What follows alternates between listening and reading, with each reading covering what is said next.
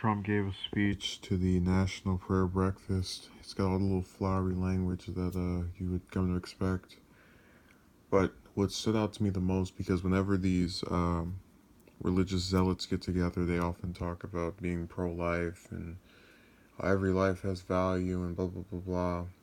And Trump had a part where he mentions the need to make sure every child has a home or some kind of, something that actually sounds like it's a good thing. And then what his administration's been doing in Yemen, and then it seems as if he's saying one thing and doing the other. I realize that when a person continuously talks about a particular policy, they might start to seem like a broken record, someone that just constantly is saying the same thing over and over again. But I really do sometimes sit here and ask myself, what would cause Americans en masse to give a third of a damn about what's going on over there? Having your tax dollars used to bomb people that have done nothing to us, having some orange clown then proceed to give speeches about the need for peace as he's bombing 7 countries, the need for every child to have its life recognized as sacred, while him and Obama kill 85,000 children in one country, as that was started by Obama. I just don't get it. I think I mentioned I'd actually gone back and forth with about 2 or 3 of his followers, and they always, the ones who have a wee bit of humanity will say, "Oh, it's a bad thing," and then they'll still support him anyway. So it's just a circle jerk of stupidity. And I guess what I find so strange is that I always thought pastors, right? People that were religious, like Jerry Falwell or Junior at this point,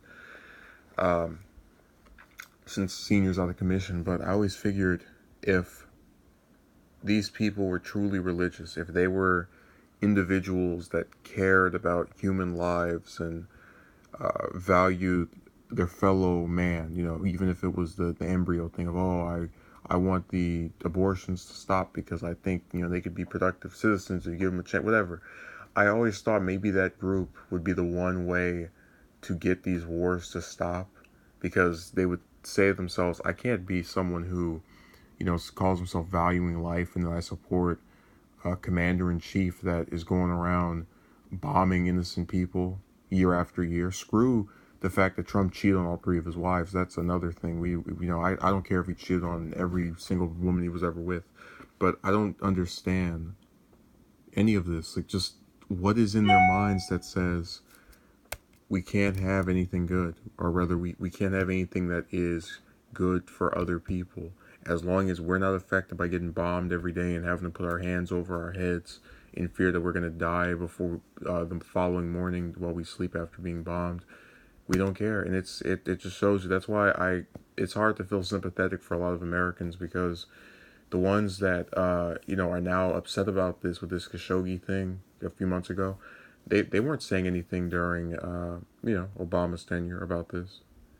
And Trump can sit up in that little stupid room with a bunch of the idiots, and they'll go, yeah, they all clap, oh my God, I'm so proud, yeah.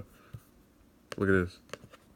And every soul is a precious gift from heaven. Yeah, every soul is a precious gift from heaven, which is why I want to make sure they all go back to heaven after getting bombed by my military. So, I'll keep saying he's stupid, and that his supporters don't know what they're doing, and recognizing that, and they can keep backing these banana wars that waste their tax dollars.